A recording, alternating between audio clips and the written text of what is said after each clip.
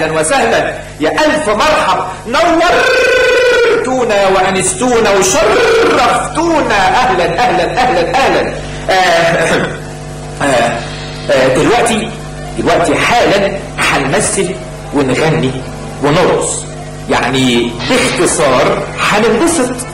طول النهار كلنا بنشتغل وبنتعب علشان بني ادمين، والبني ادم ميزته انه بيشتغل، لانه من غير عمل او شغل ولا يسوى، يبقى طوبة لا ليها لا حس ولا خبر ولا ليها فايدة ولا فيها امل.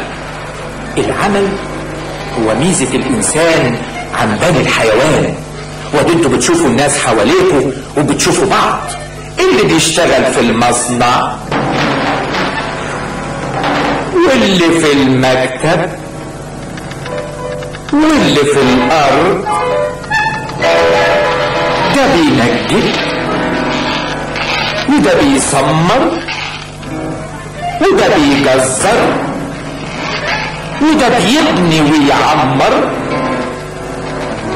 وده بيدرس وده بيحسب وبيسطر وده بيقصقص وده بيعصر وده بيرصص وده بيعطر وده بيقرا وده بيقطر وده في الحجر بيكسر وده بيعزف وده بيصور.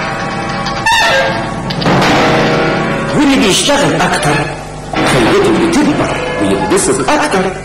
والبني ادم لما تقدم علم الحيوان الشغل، الفيل يشيل والطور يدور والكلب يحرس والحصان يبر ويتمخطر.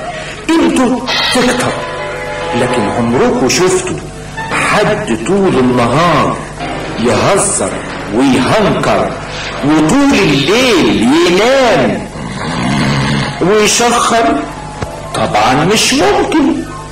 في حد يقدر يعيش من غير ما يشتغل؟ ها؟ في ايه قلت ايه؟ سمعني. فيه ها حد يقدر يعيش من غير ما يشتغل، سواء كان انسان او جمل؟ ها؟ في منكم حد بيقضي الوقت كله في هزار وكسل؟ ها؟ ما تردوا. في